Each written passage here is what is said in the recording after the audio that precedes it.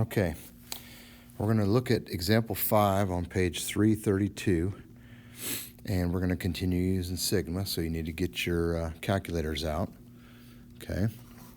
But basically, yesterday I showed you how to find a series, okay? And so I guess I'll review that real quick here. So if I had the series of from 1 to 6, and my equation was 2 to the x minus 1, right? We would just plug this into our calculator with sigma, so we go into math, and then we go up to summation, and then you can just type this basically right into your calculator, and hit your X button, and then 1, and then hit the up button and put it up to the 6th term, and then you click over, and I can go 10, and then I can put the 2 in parentheses, and then get out of the parentheses, or actually I need to be in the parentheses and go x minus 1. So I need to hit caret, and then x minus 1. And it gives me 630. And so what that means is I got 10, and then 20, and then 40, and then 80, and then 160, and then 320.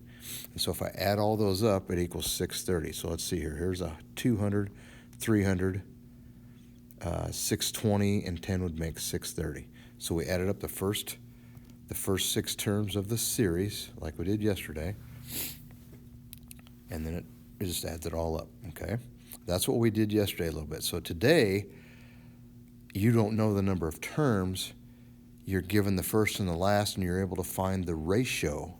So you'd be able to find this 2 and this 10, and we're going to apply that, remember, to our explicit definition, because this sum is the a sub n, okay?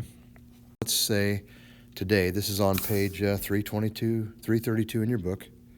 It's example 5.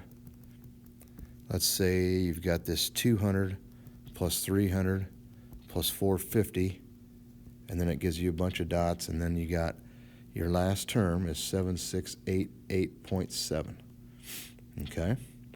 So what we got to do is we got to find enough information to do this formula, okay? And we're going to have to use log because we have a variable up in the exponent. So the first thing we got to do is find r. So how do we find r? We take 300 divided by 200. Looks like it's 1.5, right? And then I'm going to take 450 divided by 300, and that pretty much confirms that my r is 1.5.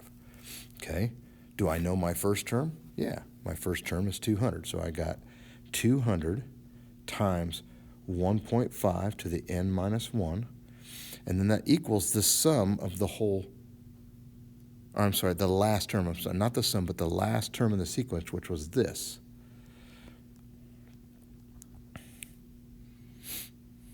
Okay. And so now, what I do is I solve this equation. So the first thing I can do is divide by 200, okay? And that's going to leave me with this. Now I got to figure out what 7688.7 divided by 200 is, and that is 38.4435, okay?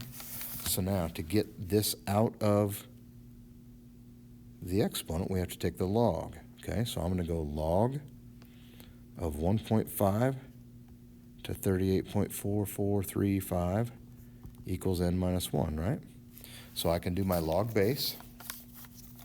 So I'm going to go into math, go up to log base, hit enter. I'm going to put 1.5, and then my arrow, and I'm going to put in 38.4435 and hit enter. And that gives me 9.0000, a whole bunch of them, equals n minus 1. So if I add 1 to that, the number of terms is 10. Okay? And now, if I were asked to find the sum of that, of all that, I could do that right now. I could use my sigma, and I could also write it as a sigma.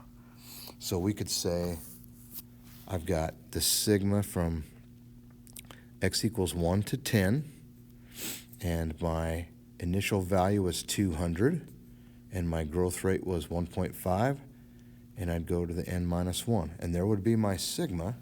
So I need that for part of my answer. Okay? And then I can just do that and find the summation of it all.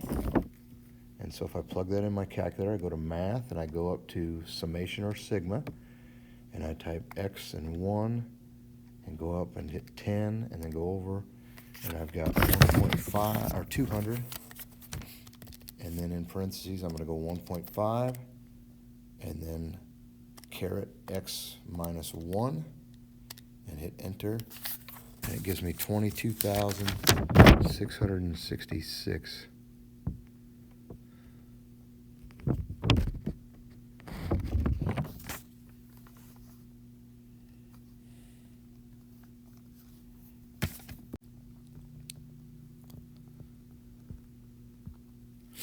And there we have the summation done.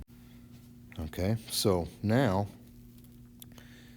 I'm going to try at 5a. Okay, so go on your notes to 5a, and I believe it says 3 plus 6 plus 12 plus blah, blah, blah plus 768, right? So we're going to use this formula again. Okay, now a sub 1 obviously is 3, right? A sub n is my 768. But I've still got to figure out what r is. Okay, so it looks like from here to here is times 2, from here to here is times 2. So my r is 2. So now, to solve this for n, I've got to divide by my 3. And that gives me 2 to the n minus 1 equals 768 over 3. So we're going to do that. 768 divided by 3 is 256. So now we can do log base again. Log to the base 2 of 256 is n minus 1.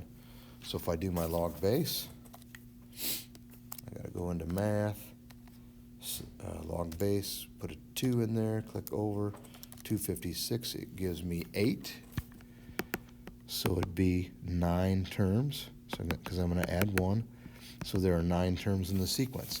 Now I have to write it as a sigma, in sigma notation, so I'm going to go x equals 1 to 9. I've already got these two things here, so a sub 1 is 3, and 2 to the x minus 1, use x for your calculator, that's a 9.